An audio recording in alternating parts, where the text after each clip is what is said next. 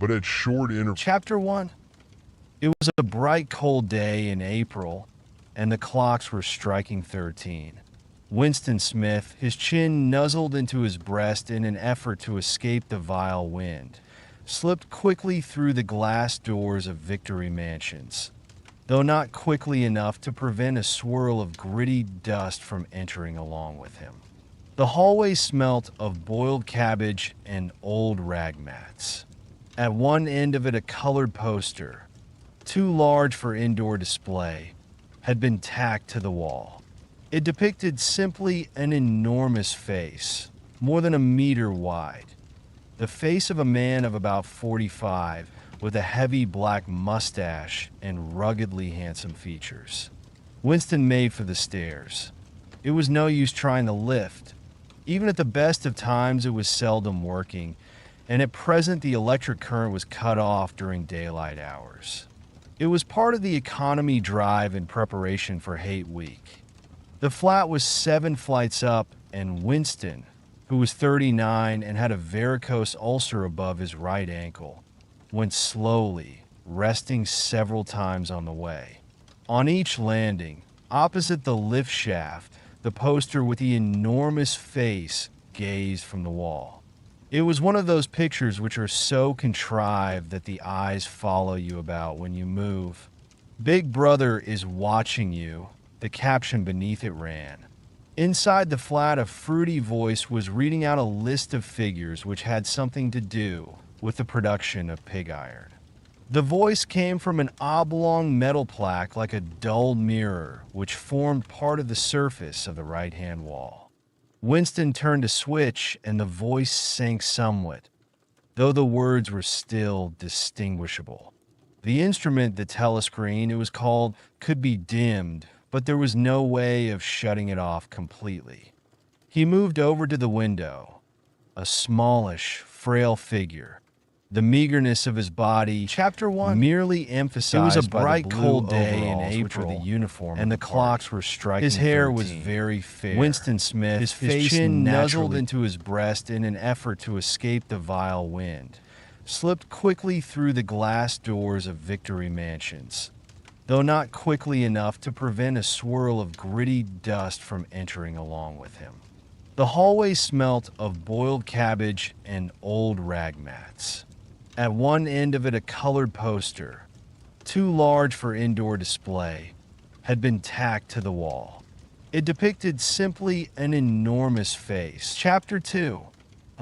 As he put his hand to the doorknob, Chapter 4. With the deep, unconscious sigh, which not even the... Chapter 2. As he put his hand... Chapter 1. It was a bright, cold day in April, and the clocks were striking 13.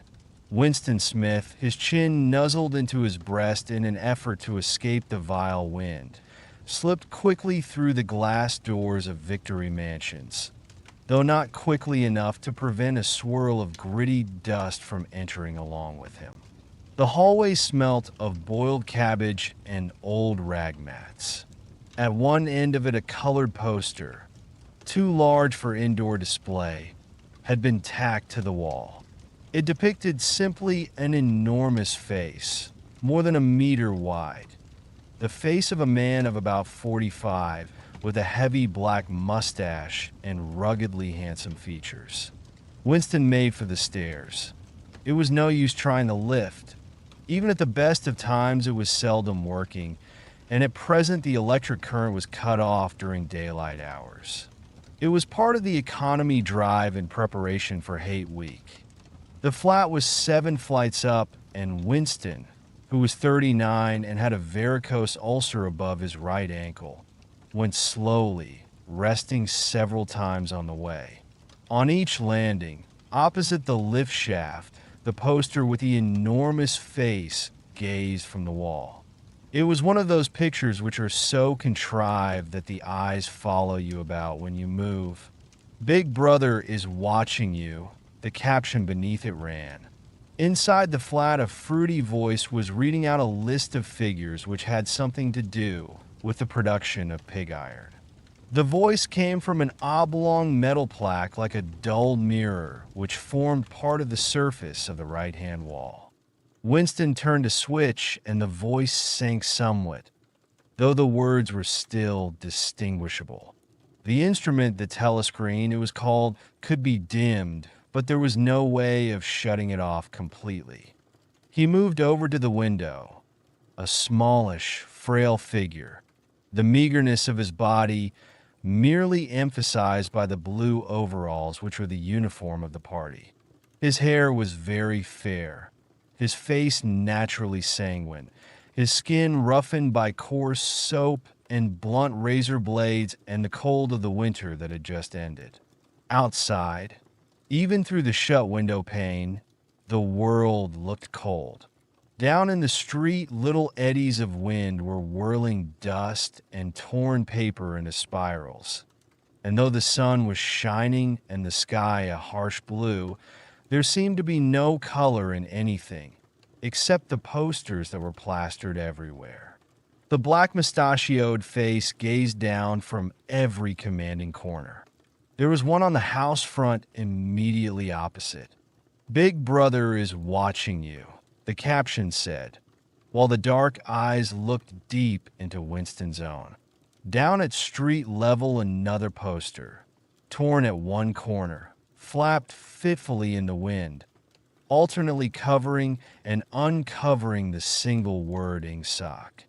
In the far distance, a helicopter skimmed down between the roofs, hovered for an instant like a blue bottle, and darted away again with a curving flight. It was the police patrol snooping into people's windows. The patrols did not matter, however. Only the thought police mattered. Behind Winston's back, the voice from the telescreen was still babbling away about pig iron and the overfulfillment of the 9th three-year plan. The telescreen received and transmitted simultaneously. Any sound that Winston made, above the level of a very low whisper, would be picked up by it.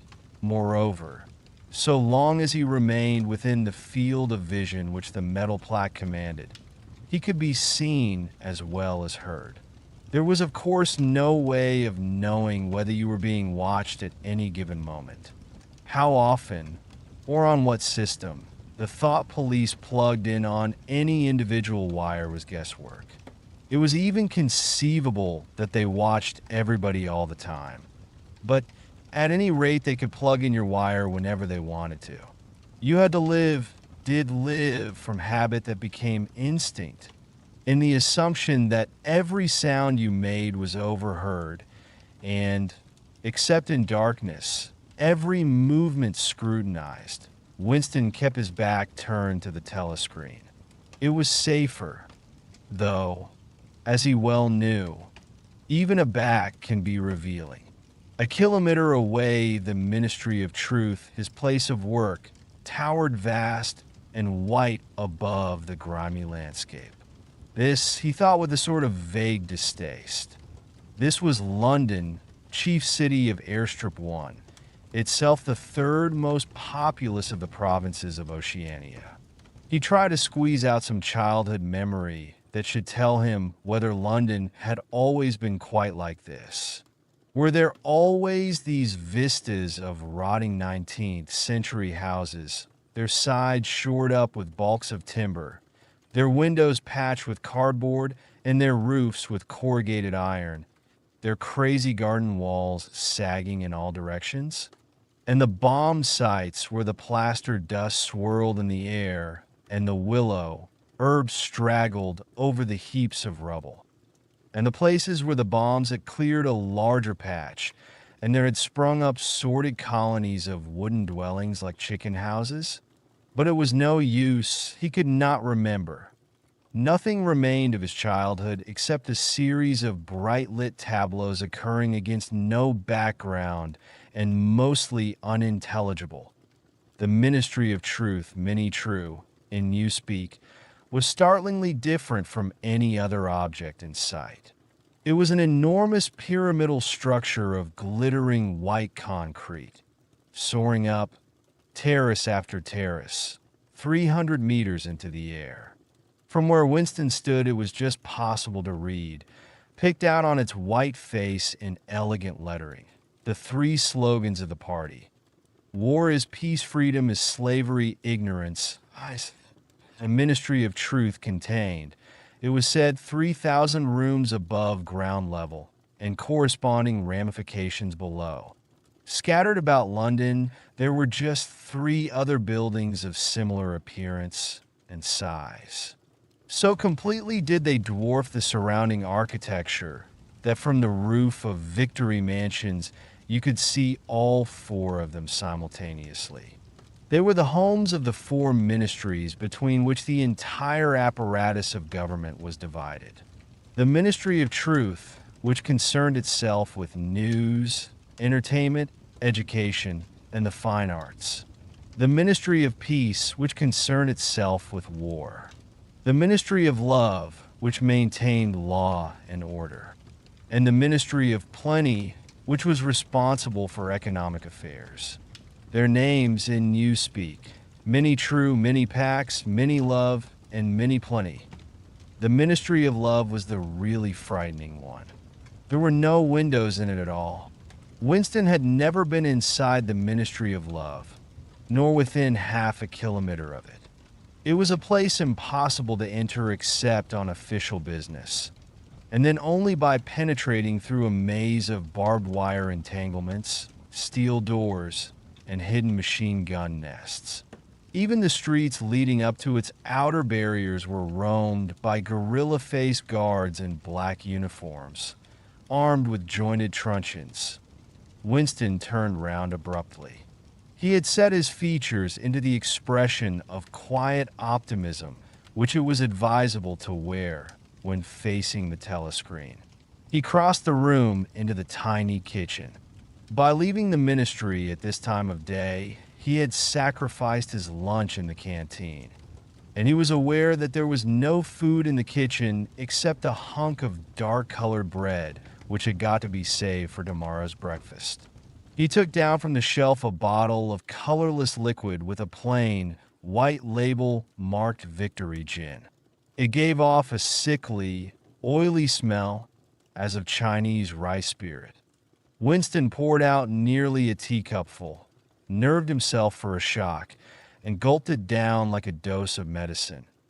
Instantly his face turned scarlet and the water ran out of his eyes.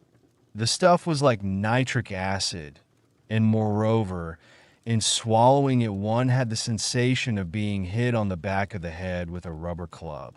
The next moment, however, the burning in his belly died down, and the world began to look more cheerful.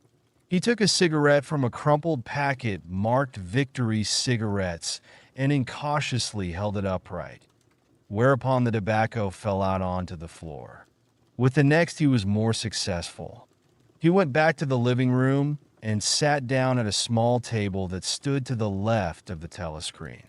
From the table drawer, he took out a pen holder, a bottle of ink, and a thick, quarto-sized blank book with a red back and a marbled cover. For some reason, the telescreen in the living room was in an unusual position.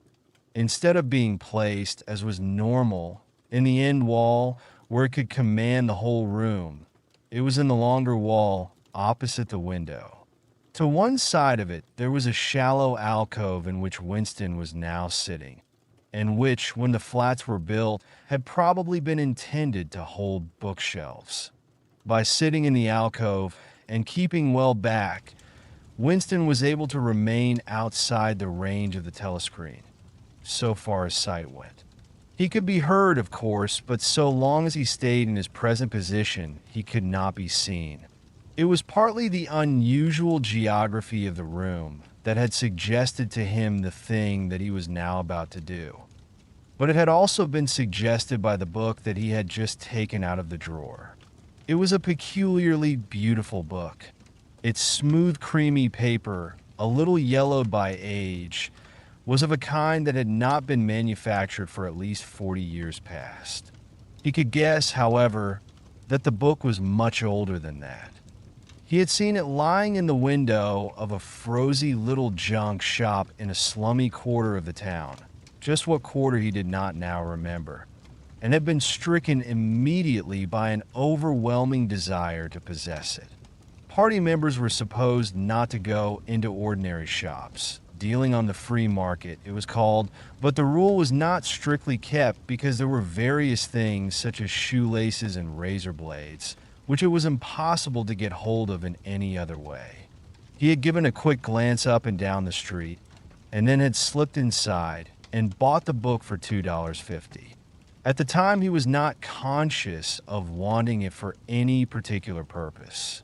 He had carried it guiltily home in his briefcase, even with nothing written in it.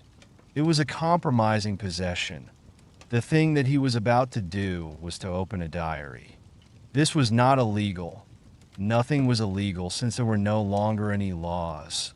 But if detected, it was reasonably certain that it would be punished by death, or at least by 25 years in a forced labor camp.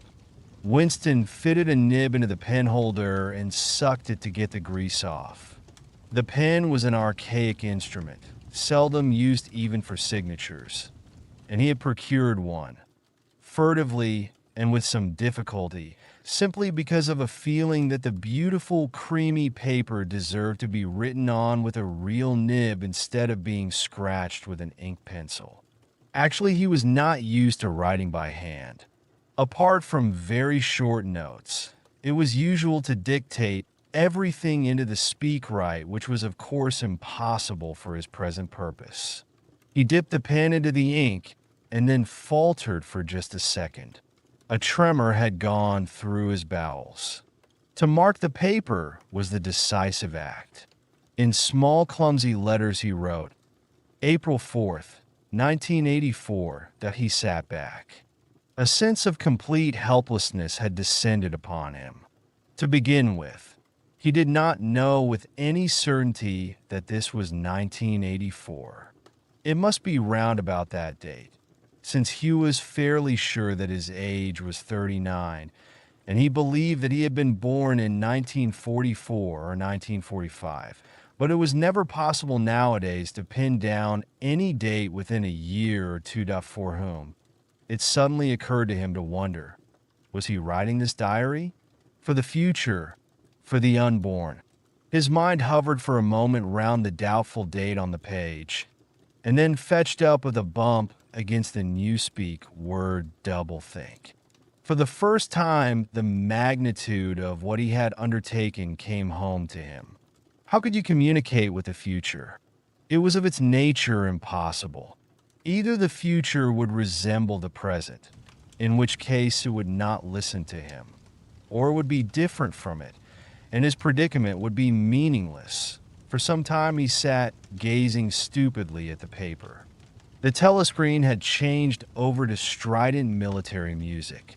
It was curious that he seemed not merely to have lost the power of expressing himself, but even to have forgotten what it was that he had originally intended to say. For weeks past, he had been making ready for this moment, and it had never crossed his mind that anything would be needed except courage. The actual writing would be easy.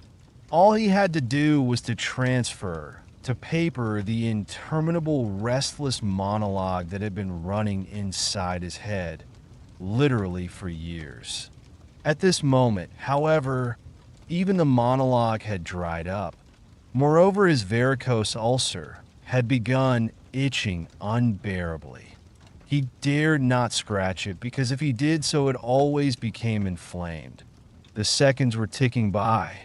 He was conscious of nothing except the blankness of the page in front of him, the itching of the skin above his ankle, the blaring of the music, and a slight booziness caused by the gin. Suddenly, he began writing in sheer panic, only imperfectly aware of what he was setting down. His small but childish handwriting straggled up and down the page, shedding first its capital letters and finally even its full stops. April 4th, 1984. Last night to the flicks.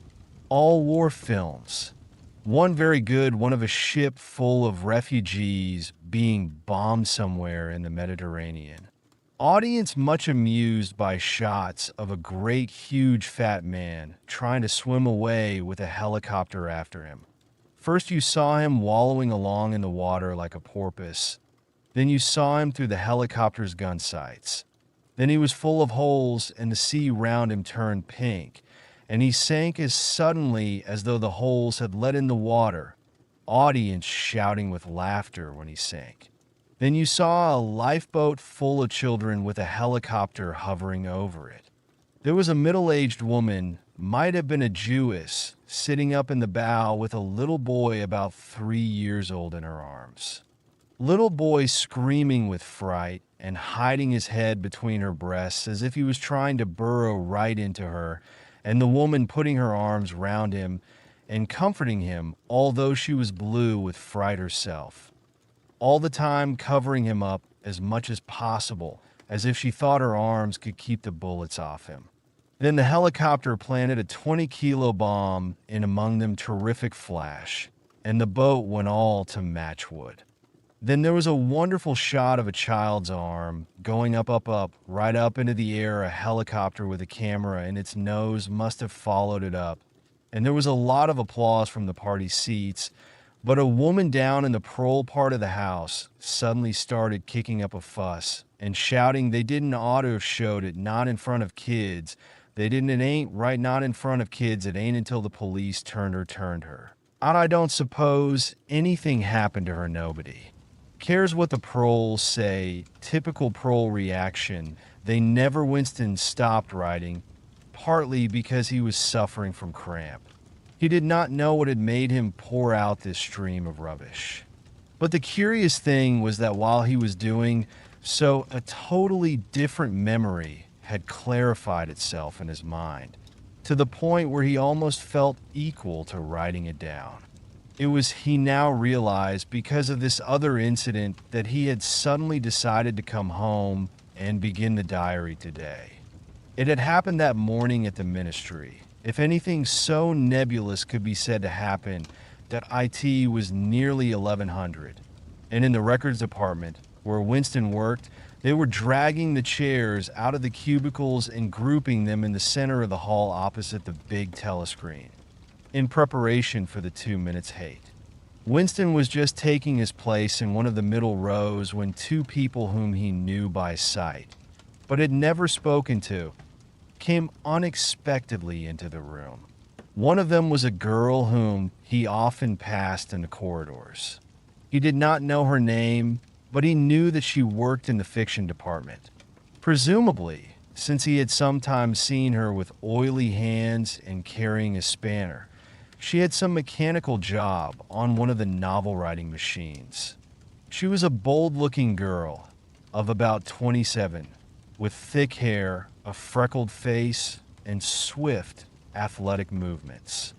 A narrow scarlet sash, emblem of the Junior Anti-Sex League, was wound several times round the waist of her overalls, just tightly enough to bring out the shapeliness of her hips. Winston had disliked her from the very first moment of seeing her. He knew the reason.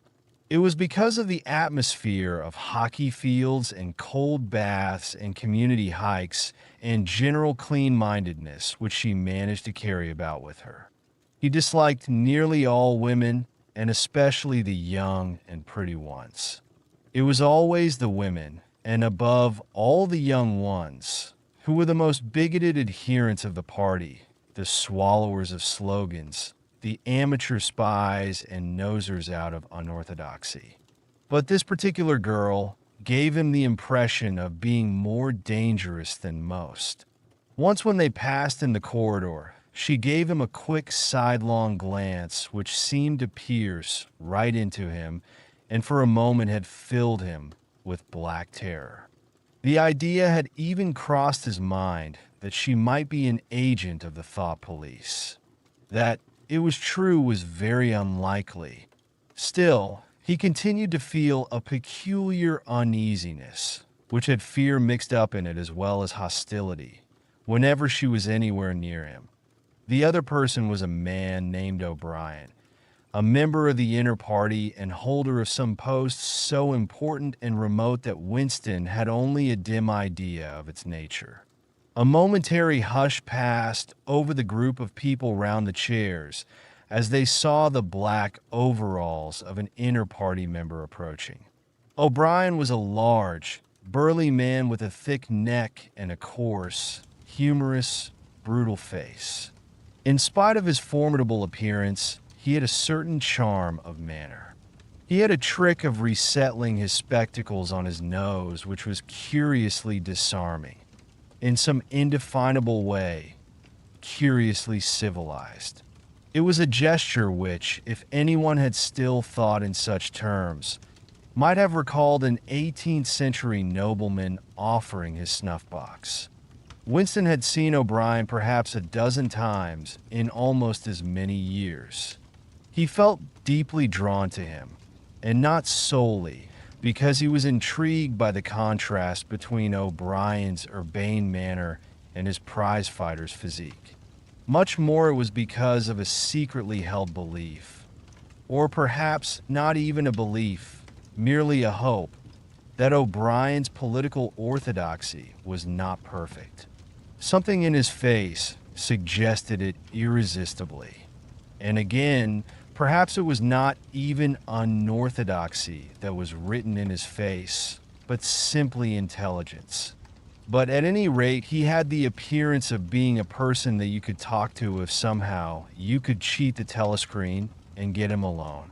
Winston had never made the smallest effort to verify this guess. Indeed, there was no way of doing so.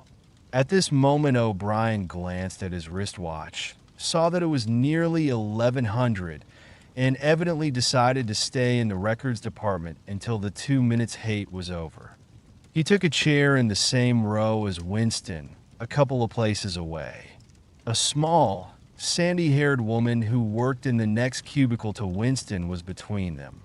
The girl with dark hair was sitting immediately behind. The next moment, a hideous, grinding speech, as of some monstrous machine running without oil, burst from the big telescreen at the end of the room. It was a noise that set one's teeth on edge and bristled the hair at the back of one's neck. The hate had started as usual. The face of Emmanuel Goldstein, the enemy of the people, had flashed onto the screen. There were hisses here and there among the audience. The little sandy-haired woman gave a squeak of mingled fear and disgust.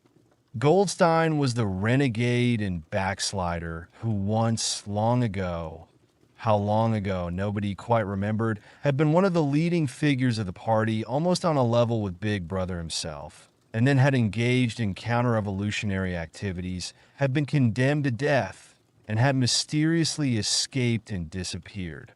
The programs of the 2 minutes hate varied from day to day, but there was none in which Goldstein was not the principal figure. He was the primal traitor, the earliest defiler of the party's purity. All subsequent crimes against the party, all treacheries, acts of sabotage, heresies, deviations, sprang directly out of his teaching. Somewhere or other he was still alive and hatching his conspiracies. Perhaps somewhere beyond the sea, under the protection of his foreign paymasters, perhaps even, so it was occasionally rumored, in some hiding place in Oceania itself that Winston's diaphragm was constricted. He could never see the face of Goldstein without a painful mixture of emotions. It was a lean Jewish face with a great fuzzy aureole of white hair and a small goatee beard. A clever face, and yet somehow inherently despicable, with a kind of senile silliness in the long, thin nose, near the end of which a pair of spectacles was perched. It resembled the face of a sheep, and the voice, too, had a sheep-like quality. Goldstein was delivering his usual venomous attack upon the doctrines of the party, an attack so exaggerated and perverse that a child should have been able to see through it, and yet just plausible enough to fill one with an alarmed feeling that other people, less level, headed than oneself, might be taken in by it. He was abusing Big Brother. He was denouncing the dictatorship of the party. He was demanding the immediate conclusion of peace with Eurasia. He was advocating freedom of speech, freedom of the press, freedom of assembly, freedom of thought. He was crying hysterically that the revolution had been betrayed. And all this in rapid polysyllabic speech, which was a sort of parody of the habitual style of the orators of the party, and even contained newspeak words. More newspeak words, indeed, than any party member would normally use in real life. And all the while, lest one should be in any doubt as to the reality which Goldstein's specious claptrap covered, behind his head on the telescreen there marched the endless columns of the Eurasian army. Row after row of solid-looking men with expressionless Asiatic faces, who swam up to the surface of the screen and vanished, to be replaced by others exactly similar. The dull, rhythmic tramp of the soldiers' boots formed the background to Goldstein's bleeding voice. Before the hate had proceeded for 30 seconds, uncontrollable exclamations of rage were breaking out from half the people in the room. The self-satisfied, sheep-like face on the screen and the terrifying power of the Eurasian army behind it were too much to be borne. Besides, the sight or even the thought of Goldstein produced fear and anger automatically. He was an object of hatred more constant than either Eurasia or East Asia, since when Oceania was at war with one of these powers, it was generally at peace with the other. But what was strange was that although Goldstein was hated and despised by everybody, although every day and 1,000 times a day, on platforms, on the telescreen, in newspapers and books, his theories were refuted, smashed, ridiculed, held up to the general gaze for the pitiful rubbish that they were. In spite of all this, his influence never seemed to grow less. Always there were fresh dupes waiting to be seduced by him. A day never passed when spies and saboteurs acting under his directions were not unmasked by the thought police. He was the commander of a vast shadowy army, an underground network of conspirators dedicated to the overthrow of the Chapter 2. As he put his hand to the doorknob, Winston saw that he had left the diary open. Chapter 1. It was a bright, cold day in April, and the clocks were striking 13. Winston Smith, his chin nuzzled into his breast in an effort to escape the vile wind, slipped quickly through the glass doors of Victory Mansions, though not quickly enough to prevent a swirl of gritty dust from entering along with him. The hallway smelt of boiled cabbage and old rag mats. At one end of it, a colored poster, too large for indoor display, had been tacked to the wall. It depicted simply an enormous face, more than a meter wide. The face of a man of about 45, with a heavy black mustache and ruggedly handsome features. Chapter 2. As he put his hand to the doorknob, Winston saw that he had left the diary open on the table. Down with Big Brother was written all over it, in letters almost big enough to be legible across the room.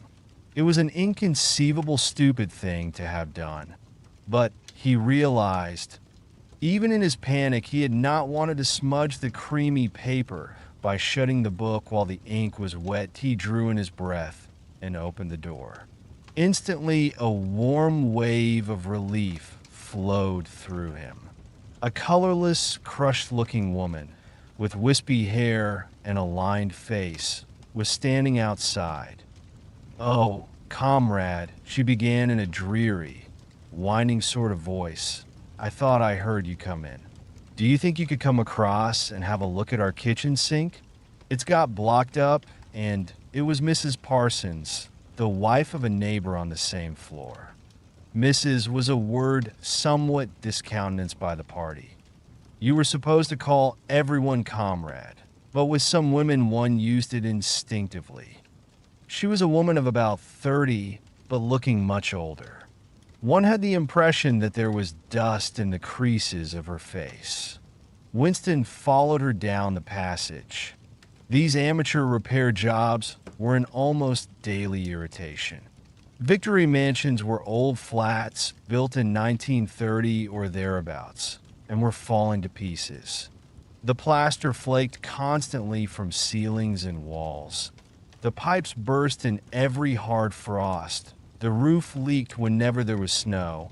The heating system was usually running at half steam when it was not closed down altogether for motives of economy. Repairs, except what you could do for yourself, had to be sanctioned by remote committees which were liable to hold up even the mending of a window pane for 2 years.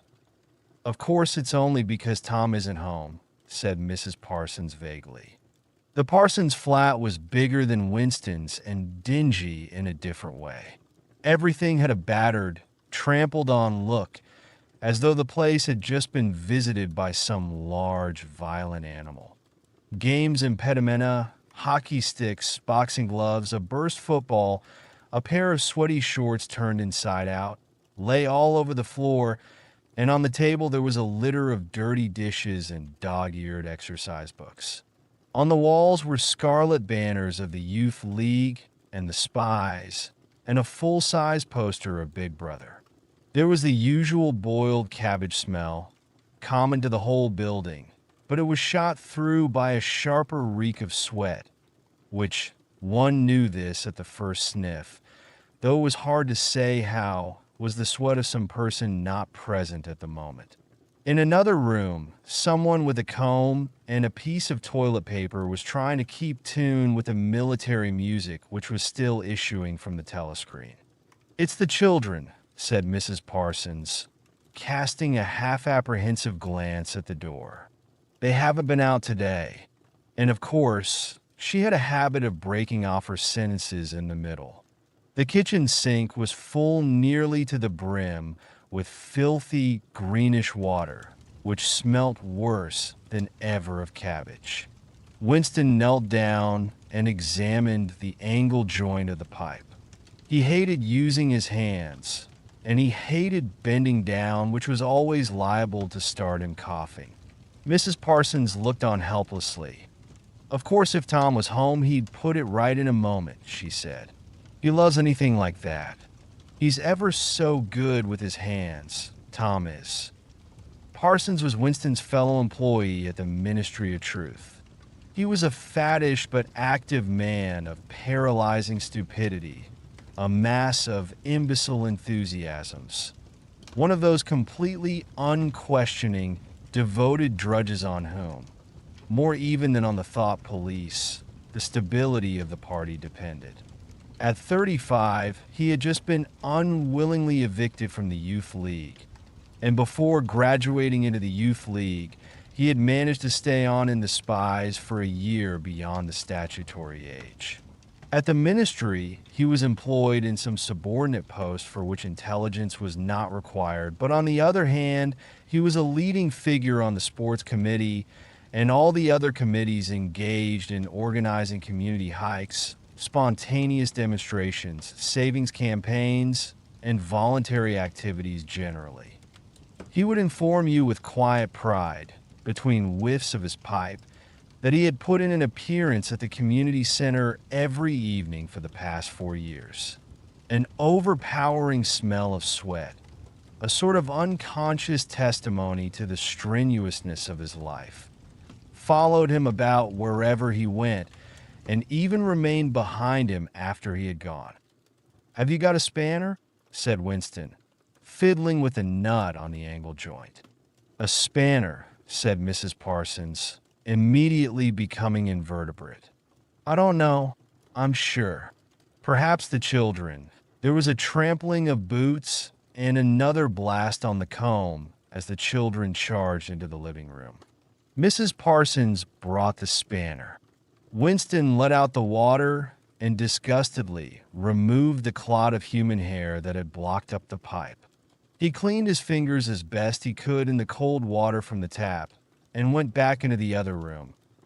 "Up with your hands," yelled a savage voice that a handsome, tough-looking boy of 9 had popped up from behind the table and was menacing him with a toy automatic pistol, while his small sister, about 2 years younger, made the same gesture with a fragment of wood. Both of them were dressed in the blue shorts, gray shirts, and red neckerchiefs, which were the uniform of the spies. Winston raised his hands above his head, but with an uneasy feeling. So vicious was the boy's demeanor that it was not altogether a game. "You're a traitor," yelled the boy. "You're a thought criminal. You're a Eurasian spy. I'll shoot you. I'll vaporize you. I'll send you to the salt mines." Suddenly, they were both leaping round him, shouting "traitor" and "thought criminal," the little girl imitating her brother in every movement. It was somehow slightly frightening, like the gambling of tiger cubs which will soon grow up into man-eaters. There was a sort of calculating ferocity in the boy's eye, a quite evident desire to hit or kick Winston, and a consciousness of being very nearly big enough to do so. It was a good job it was not a real pistol he was holding, Winston thought. Mrs. Parsons' eyes flitted nervously from Winston to the children, and back again. In the better light of the living room, he noticed with interest that there actually was dust in the creases of her face. "They do get so noisy," she said. "They're disappointed because they couldn't go to see the hanging. That's what it is. I'm too busy to take them, and Tom won't be back from work in time." "Why can't we go and see the hanging?" roared the boy in his huge voice. "Want to see the hanging? Want to see the hanging?" chanted the little girl, still capering round. Some Eurasian prisoners, guilty of war crimes, were to be hanged in the park that evening, Winston remembered.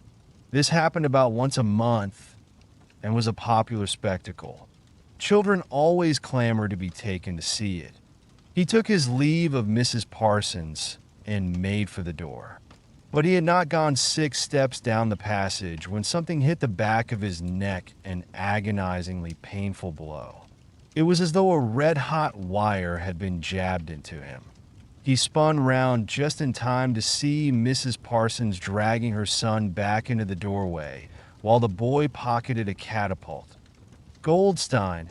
bellowed the boy as the door closed on him.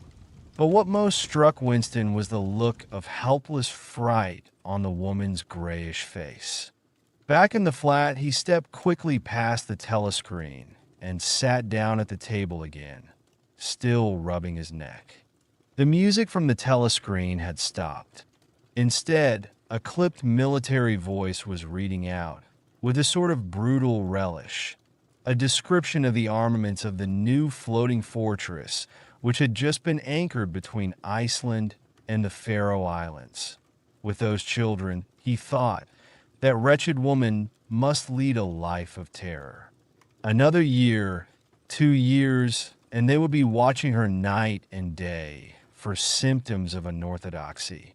Nearly all children nowadays were horrible. What was worst of all was that by means of such organizations as the spies, they were systematically turned into ungovernable little savages. And yet this produced in them no tendency whatever to rebel against the discipline of the party. On the contrary, they adored the party and everything connected with it. The songs, the processions, the banners, the hiking, the drilling with dummy rifles, the yelling of slogans, the worship of Big Brother. It was all a sort of glorious game to them.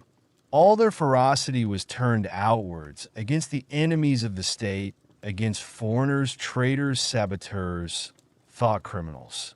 It was almost normal for people over 30 to be frightened of their own children. And with good reason. For hardly a week passed in which the Times did not carry a paragraph describing how some eavesdropping little sneak child hero, was the phrase generally used, had overheard some compromising remark and denounced its parents to the thought police. The sting of the catapult bullet had worn off. He picked up his pen half-heartedly, wondering whether he could find something more to write in the diary. Suddenly, he began thinking of O'Brien again. Years ago. How long was it? 7 years it must be. He had dreamed that he was walking through a pitch-dark room, and someone sitting to one side of him had said as he passed, "We shall meet in the place where there is no darkness." It was said very quietly, almost casually, a statement, not a command. He had walked on without pausing. What was curious was that at the time, in the dream, the words had not made much impression on him. It was only later and by degrees that they had seemed to take on significance. He could not now remember whether it was before or after having the dream that he had seen O'Brien for the first time, nor could he remember when he had first identified the voice as O'Brien's. But at any rate, the identification existed. It was O'Brien who had spoken to him out of the dark. Winston had never been able to feel sure. Even after this morning's flash of the eyes, it was still impossible to be sure whether O'Brien was a friend or an enemy. Or did it even seem to matter greatly? There was a link of understanding between them, more important than affection or partisanship. "We shall meet in the place where there is no darkness," he had said. Winston did not know what it meant, only that in some way or another it would come true. The voice from the telescreen paused. A trumpet call, clear and beautiful, floated into the stagnant air. The voice continued raspingly. "Attention! Your attention, please! A news flash has this moment arrived from the Malabar front. Our forces in South India have won a glorious victory. I am authorized to say that the action we are now reporting may well bring the war within measurable distance of its end." Here is the news flash bad news coming, thought Winston. And sure enough, following on a gory description of the annihilation of a Eurasian army, with stupendous figures of killed and prisoners, came the announcement that, as from next week, the chocolate ration would be reduced from 30 grams to 20 that Winston belched again. The gin was wearing off, leaving a deflated feeling. The telescreen, perhaps to celebrate the victory, perhaps to drown the memory of the lost chocolate, crashed into Oceania. "'Tis for thee." You were supposed to stand to attention. However, in his present position, he was invisible. Oceania. "'Tis for thee" gave way to lighter music.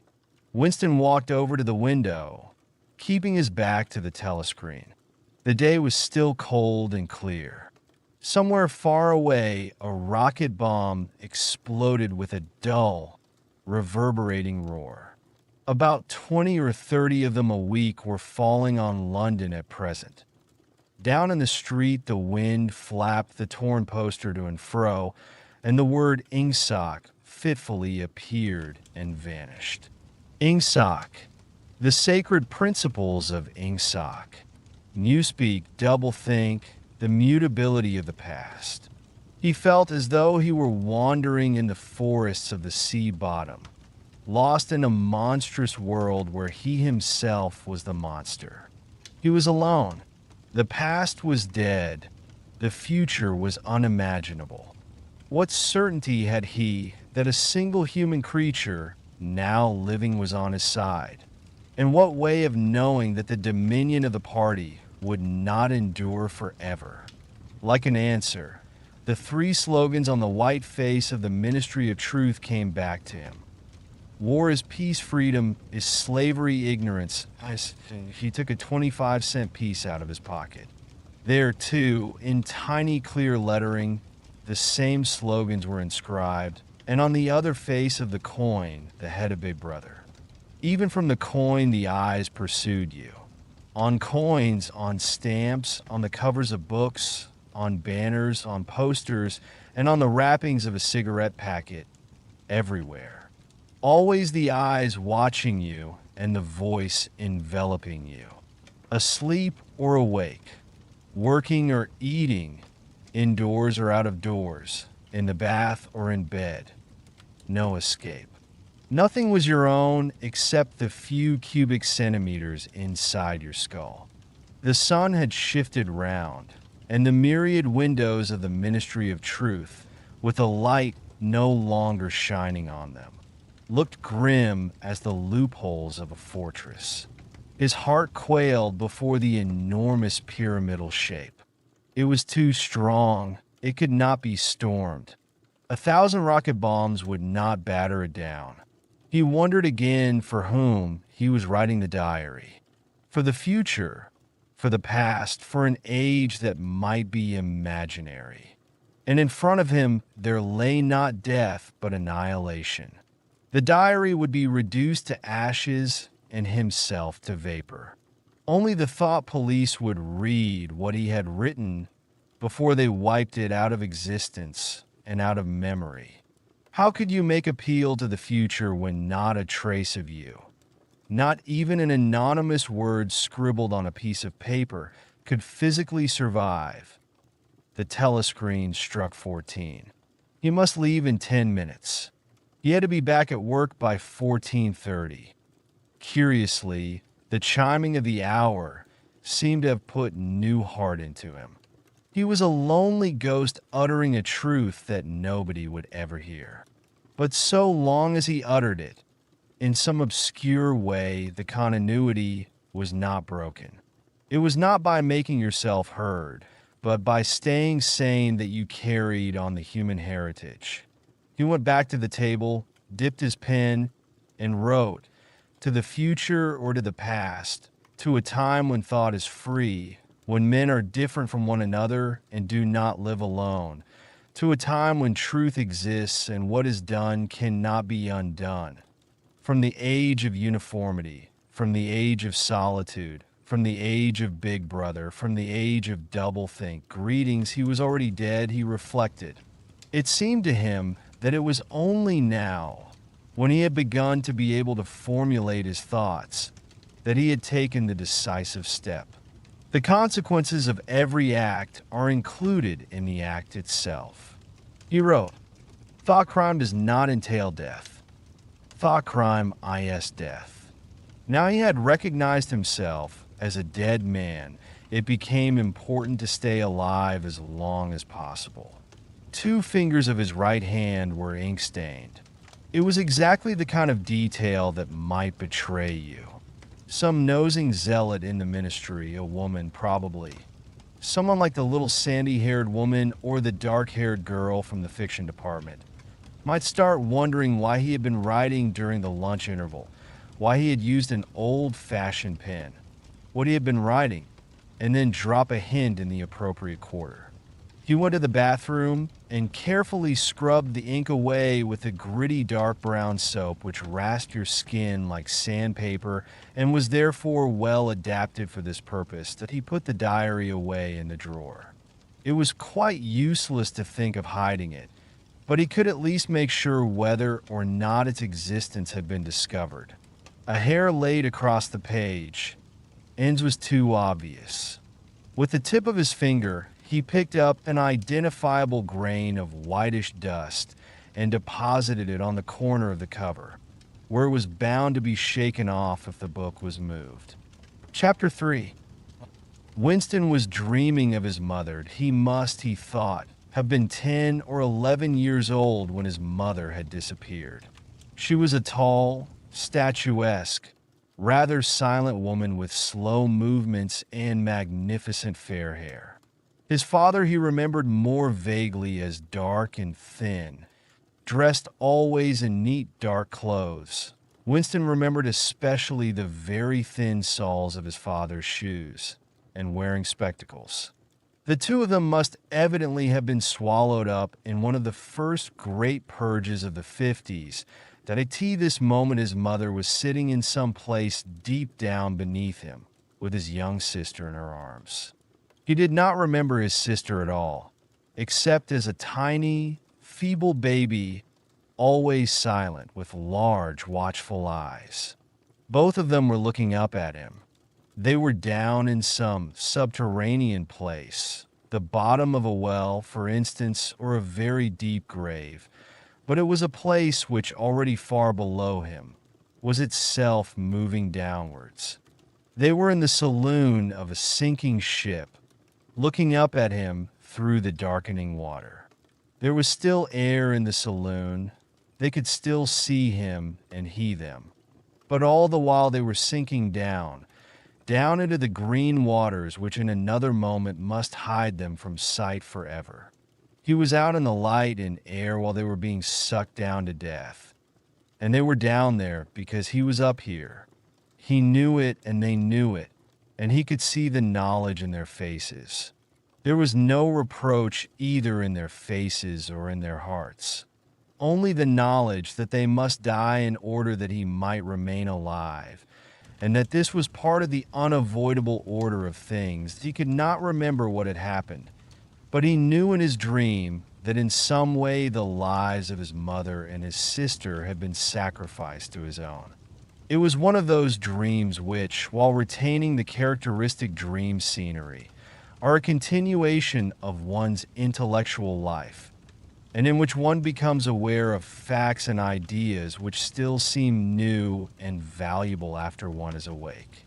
The thing that now suddenly struck Winston was that his mother's death, nearly 30 years ago, had been tragic and sorrowful in a way that was no longer possible. Tragedy, he perceived, belonged to the ancient time, to a time when there was still privacy, love, and friendship, and when the members of a family stood by one another without needing to know the reason. His mother's memory tore at his heart because she had died loving him when he was too young and selfish to love her in return, and because somehow, he did not remember how, she had sacrificed herself to a conception of loyalty that was private and unalterable. Such things, he saw, could not happen today. Today there were fear, hatred, and pain, but no dignity of emotion, no deep or complex sorrows. All this he seemed to see in the large eyes of his mother and his sister, looking up at him through the green water, hundreds of fathoms down and still sinking. Suddenly he was standing on short, springy turf, on a summer evening when the slanting rays of the sun gilded the ground. The landscape that he was looking at recurred so often in his dreams that he was never fully certain whether or not he had seen it in the real world. In his waking thoughts, he called it the Golden Country. It was an old, rabbit-bitten pasture, with a foot track wandering across it and a molehill here and there.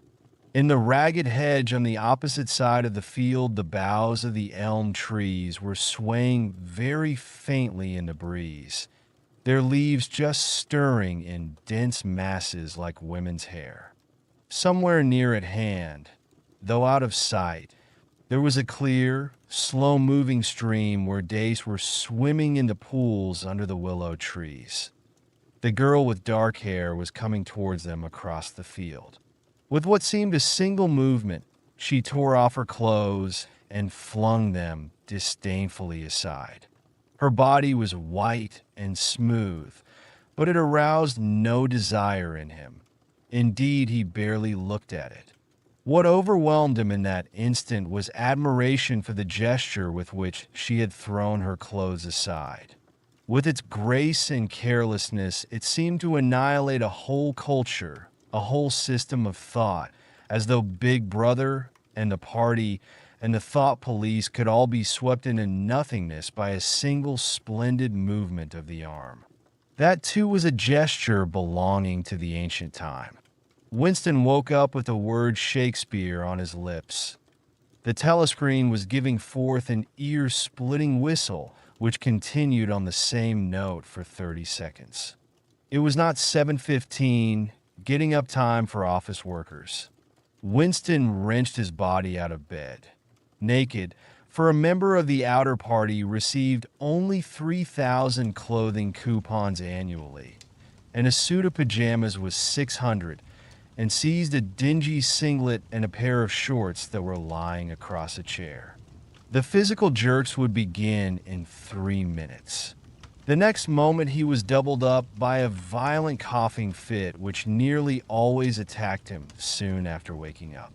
It emptied his lungs so completely that he could only begin breathing again by lying on his back and taking a series of deep gasps. His veins had swelled with the effort of the cough, and the varicose ulcer had started itching. 30 to 40 group, yapped a piercing female voice. 30 to 40 group, take your places, please. 30s to 40s. Winston sprang to attention in front of the telescreen, upon which the image of a youngish woman, scrawny but muscular, dressed in tunic and gym shoes, had already appeared. Arms bending and stretching, she rapped out. Take your time by me. 1, 2, 3, 4. 1, 2, 3, 4.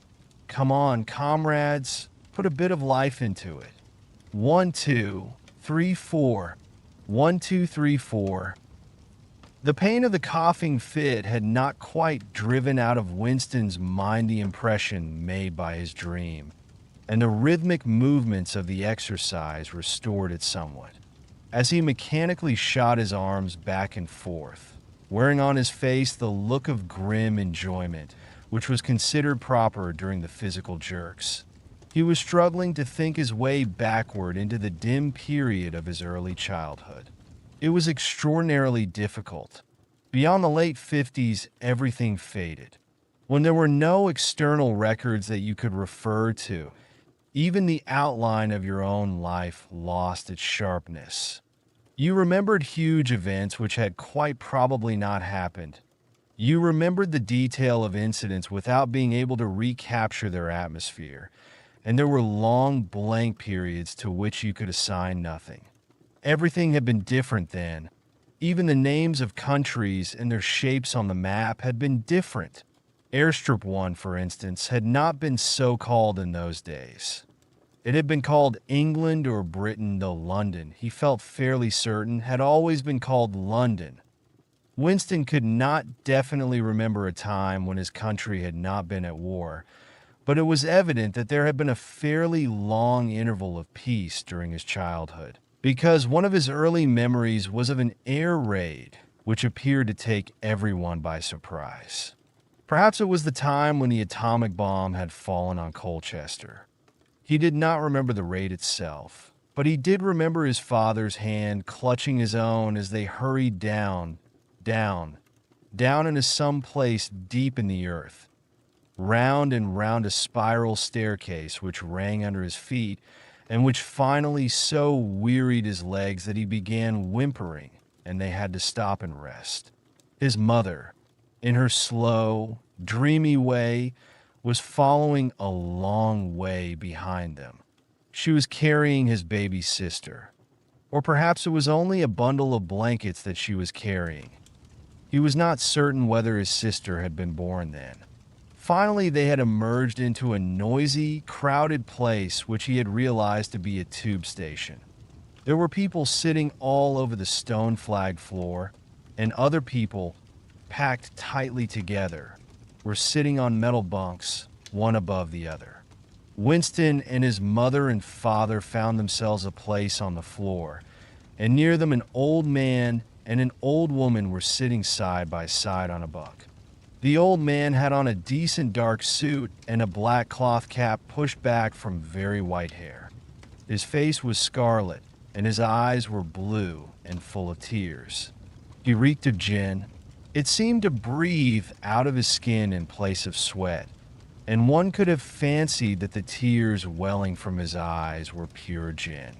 But though slightly drunk, he was also suffering under some grief that was genuine and unbearable. In his childish way, Winston grasped that some terrible thing, something that was beyond forgiveness and could never be remedied, had just happened. It also seemed to him that he knew what it was. Someone whom the old man loved, a little granddaughter, perhaps, had been killed. Every few minutes the old man kept repeating, "We did not to Ave trusted him." I said so, Ma, didn't I? That's what comes of trusting him. I said so all along. We did not to Ave trusted the buggers. But which buggers they did not to have trusted Winston could not now remember. Since about that time, war had been literally continuous, though strictly speaking it had not always been the same war. For several months during his childhood, there had been confused street fighting in London itself, some of which he remembered vividly. But to trace out the history of the whole period, to say who was fighting whom at any given moment, would have been utterly impossible, since no written record and no spoken word ever made mention of any other alignment than the existing one. At this moment, for example, in 1984, if it was 1984, Oceania was at war with Eurasia and in alliance with East Asia. In no public or private utterance was it ever admitted that the three powers had at any time been grouped along different lines. Actually, as Winston well knew, it was only 4 years since Oceania had been at war with East Asia and in alliance with Eurasia. But that was merely a piece of furtive knowledge which he happened to possess because his memory was not satisfactorily under control. Officially, the change of partners had never happened. Oceania was at war with Eurasia. Therefore, Oceania had always been at war with Eurasia. The enemy of the moment always represented absolute evil, and it followed that any past or future agreement with him was impossible. The frightening thing, he reflected for the 10,000th time as he forced his shoulders painfully backward with hands on hips. They were gyrating their bodies from the waist, an exercise that was supposed to be good for the back muscles. The frightening thing was that it might all be true. If the party could thrust its hand into the past and say of this or that event, it never happened. That surely was more terrifying than mere torture and death. The party said that Oceania had never been in alliance with Eurasia. He, Winston Smith, knew that Oceania had been in alliance with Eurasia as short a time as 4 years ago. But where did that knowledge exist? Only in his own consciousness, which in any case must soon be annihilated. And if all others accepted the lie which the party imposed, if all records told the same tale, then the lie passed into history and became truth. Who controls the past, ran the party's slogan, controls the future. Who controls the present controls the past. And yet the past, though of its nature alterable, never had been altered. Whatever was true now was true from everlasting to everlasting. It was quite simple. All that was needed was an unending series of victories over your own memory. Reality control, they called it. In Newspeak, double-think. Stand easy, barked the instructress, a little more genially. Winston sank his arms to his sides and slowly refilled his lungs with air. His mind slid away into the labyrinthine world of doublethink. To know and not to know, to be conscious of complete truthfulness while telling carefully constructed lies, to hold simultaneously two opinions which canceled out, knowing them to be contradictory and believing in both of them, to use logic against logic, to repudiate morality while laying claim to it, to believe that democracy was impossible and that the party was the guardian of democracy, to forget whatever it was necessary to forget, then to draw it back into memory again at the moment, when it was needed, and then promptly to forget it again, and above all, to apply the same process to the process itself. That was the ultimate subtlety, consciously to induce unconsciousness, and then once again to become unconscious of the act of hypnosis you had just performed. Even to understand the word doublethink involved the use of doublethink. The instructress had called them to attention again. "And now let's see which of us can touch our toes," she said enthusiastically. "Right over from the hips, please, comrades. 1, 2. 1, 2. Winston loathed this exercise, which sent shooting pains all the way from his heels to his buttocks, and often ended by bringing on another coughing fit. The half-pleasant quality went out of his meditations. The past, he reflected, had not merely been altered, it had been actually destroyed. For how could you establish even the most obvious fact when there existed no record outside your own memory? He tried to remember in what year he had first heard mention of Big Brother. He thought it must have been at some time in the 60s, but it was impossible to be certain. In the party histories, of course, Big Brother figured as the leader and guardian of the revolution since its very earliest days. His exploits had been gradually pushed backwards in time until already they extended into the fabulous world of the 40s and the 30s, when the capitalists in their strange cylindrical hats still rode through the streets of London in great gleaming motor cars or horse carriages with glass sides. There was no knowing how much of this legend was true and how much invented. Winston could not even remember at what date the party itself had come into existence. He did not believe he had ever heard the word ingsoc before 1960, but it was possible that in its old speak form English socialism, that is to say, it had been current earlier. Everything melted into mist. Sometimes, indeed, you could put your finger on a definite lie. It was not true, for example, as was claimed in the party history books, that the party had invented airplanes. He remembered airplanes since his earliest childhood, but you could prove nothing. There was never any evidence. Just once in his whole life, he had held in his hands unmistakable documentary proof of the falsification of an historical fact. And on that occasion, Smith, screamed the shrewish voice from the telescreen. 6079 Smith W. "Yes, you. Bend lower, please. You can do better than that.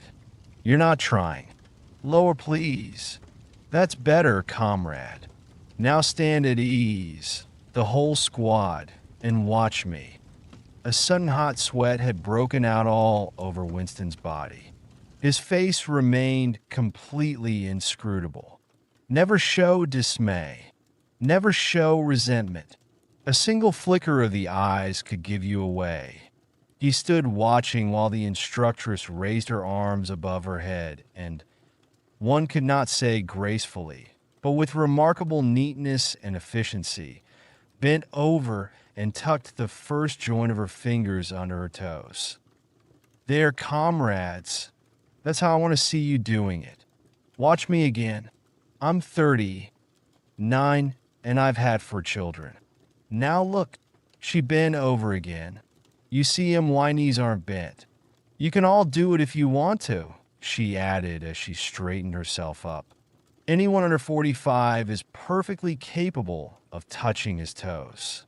We don't all have the privilege of fighting in the front line, but at least we can all keep fit. Remember our boys on the Malabar front and the sailors in the floating fortresses. Just think what they have to put up with. Now try again. That's better, comrade. That's much better," she added encouragingly as Winston, with a violent lunge, succeeded in touching his toes with knees unbent for the first time in several years.